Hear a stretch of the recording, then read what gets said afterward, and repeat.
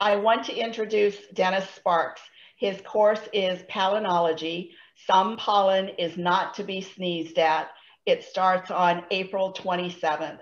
Dennis was scheduled to teach this course for us in June, and we thank him very much for contacting us to teach via Zoom. He is a returning instructor for us. He taught a course on fracking for us a couple of years ago. He has been interested in fossil plants since he was a 5th grader. As a geologist, he has studied pollen spores in geological formations for decades. Welcome, Dennis. Thank you, Ms. Xu. Now, my name is Dennis Sparks, and my topic today is palynology. Some pollen are not to be sneezed at. Pollen is an interesting word. Pollen is the plural and a singular, so it's pollen is or pollen are.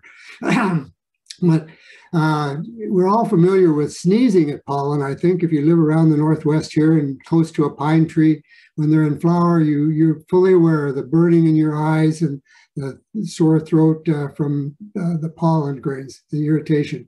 But those aren't the pollen grains that I'm going to be talking about.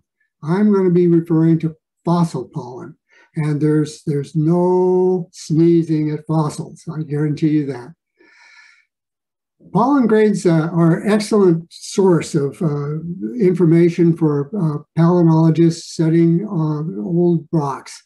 And the reason for this is that they're produced in great abundance by the plants, and they're particularly resistant to the decay processes that destroy most of the plant tissue.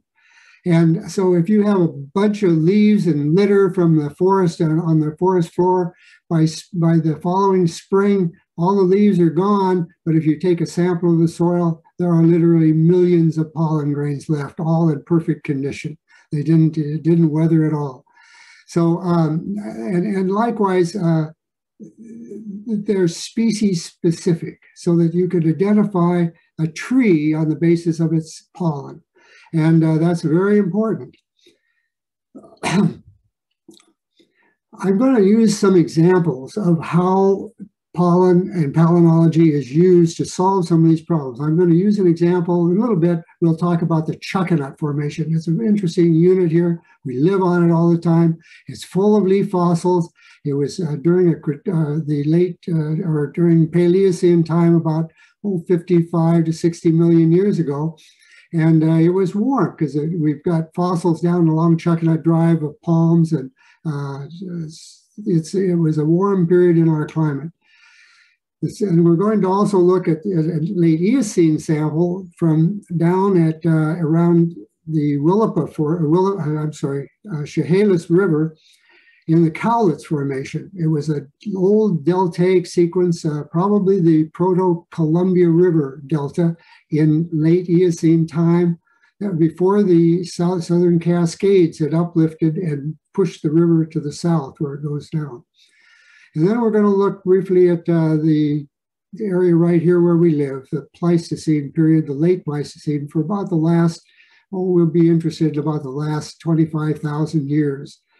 And to see where our plants came from and how we got so forested if we went back to that time, 18,000 years ago, say, and looked across this area, we'd be buried under 5,000 feet of ice right where we sit now.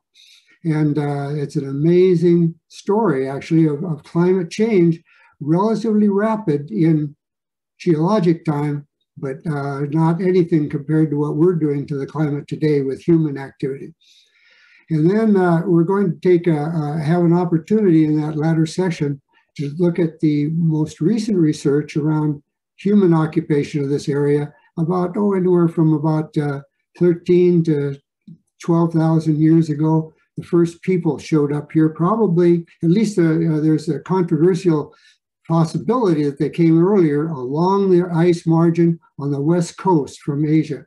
And we'll look at some of that. It's very interesting, and palynology plays an important part in studying early man sites all over. I've looked at a lot of human coprolites to help people figure out what diet was for people, and it's a it's an interesting business. So anyway, I hope you'll come out for the course. I appreciate it, and thank you.